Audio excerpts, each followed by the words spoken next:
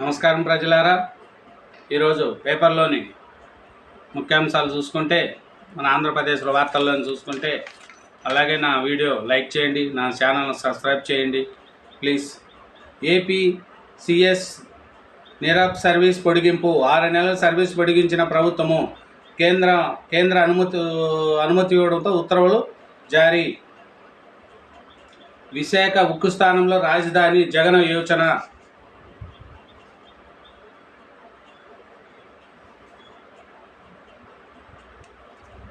చరిత్రలో రామోజీకి స్థిరస్థాయి. రాజధాని నిర్మాణానికి 10 కోట్ల విరాళం చెక్కును సీఎం చంద్రబాబు పవన్కు అందజేస్తున్న కిరణ్, శైలజ, విజయేశ్వరి. సభలో మాట్లాడుతున్న చంద్రబాబు, ప్రజాస్వామ్యం కోసమే నాన్న పరితపించాడు కిరణ్. అమరావతిలో రాజధాని విజ్ఞాన కేంద్రము ఏర్పాటు చేస్తాము. రాజధానిలో ఒక రోడ్డుకు ఆయన పేరు పెడతామని చంద్రబాబు ప్రకటించారు. తెలుగు జాతి ఎన్టీఆర్ను, రామోజీరావును మరవదని వ్యాఖ్యానించారు. కృష్ణా జిల్లాలో జన్మించిన ఇద్దరికి భారతరత్న సాధించడం మరి అందరిది కర్తవ్యమని స్పష్టం చేశారు.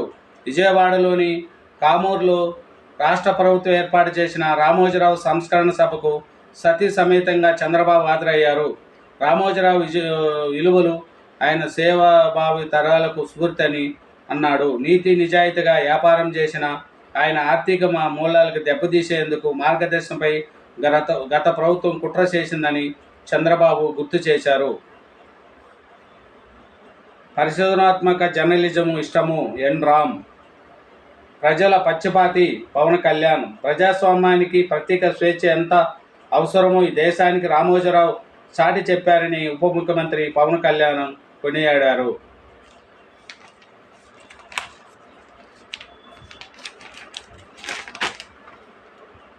దానం తెల్లం కడియంపై అనర్హత వేటుకు అసెంబ్లీ స్పీకర్ను ఆదేశించండి. హైకోర్టుకు బీఆర్ఎస్ ఎమ్మెల్యేలు కౌశిక్ రెడ్డి, వివేకానంద వాదనలు. 3వ తేదీ విచారణకు వాయిదా.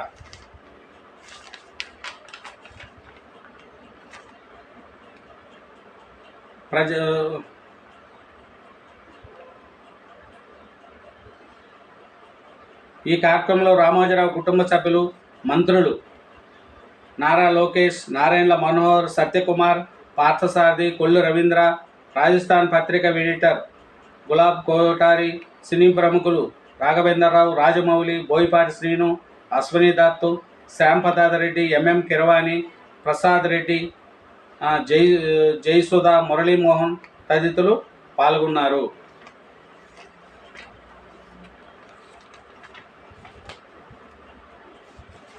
హత్యాయత్నం కేసులో నెల్లూరు జైలుకు మాజీ ఎమ్మెల్యే పిన్నెల 14 రోజులు రిమాండ్ విధించిన మాచర్ల కోర్టు. సార్వత్రిక ఎన్నికల్లో పోలింగ్ రోజే మొదటి రోజు ఆయన దాడులకు సంబంధించిన కేసుల్లో అరెస్ట్ అయిన మాచర్ల మాజీ MLA Pinnelli Ramakrishna Reddy court remand విధించడంతో ఆయన నెల్లూరు సెంట్రల్ జైలుకు తరలించారు.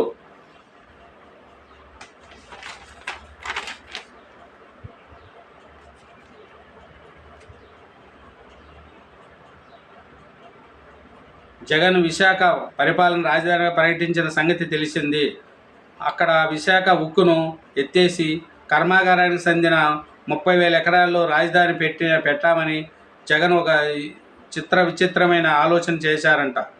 జగన్ దగ్గర ప్రభుత్వ ప్రధాన కార్యదర్శిగా పనిచేసిన కొన్నాళ్ళకే ఆయన ఆగ్రహానికి గురై రిటైర్డ్ ఐఏఎస్ అధికారి ఎల్వి సుబ్రహ్మణ్యం ఈ విషయము బయటపెట్టారు. చూడండి, ఇంకా జగన్కు మనిషి ఇట్లా ఉంది. జగన్ పరిస్థితి ఏం చేయాలి మరి చెప్పు. ఇదేనండి.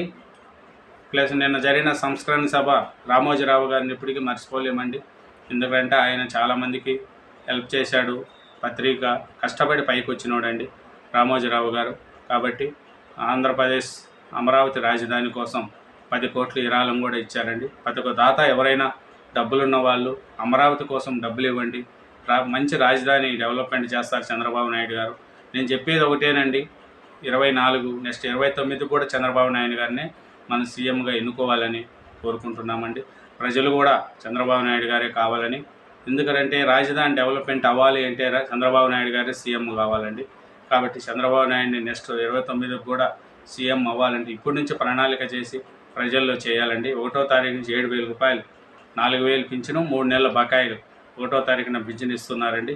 చంద్రబాబు నాయుడు గారు యొక్క గొప్పతనాన్ని మనం ఇప్పుడు ప్రతి ఒక్కరికి తెలియజేయాలి. మంచి డెవలప్మెంట్ చేసే వ్యక్తి అండి చంద్రబాబు నాయుడు గారు. ఆటలు సంపాదించుకున్న ఆశ అట్లాంటిది ఏమీ లేదండి. అతను ఉన్న కాడికి నీతి నిజాయితీగా బతకాలని చంద్రబాబు నాయుడు యొక్క ఆలోచన అండి. థ్యాంక్ యూ వెరీ మచ్ అండి. నా ఛానల్ సబ్స్క్రైబ్ చేయండి. నా వీడియో నచ్చితే లైక్ చేయండి. Thank you.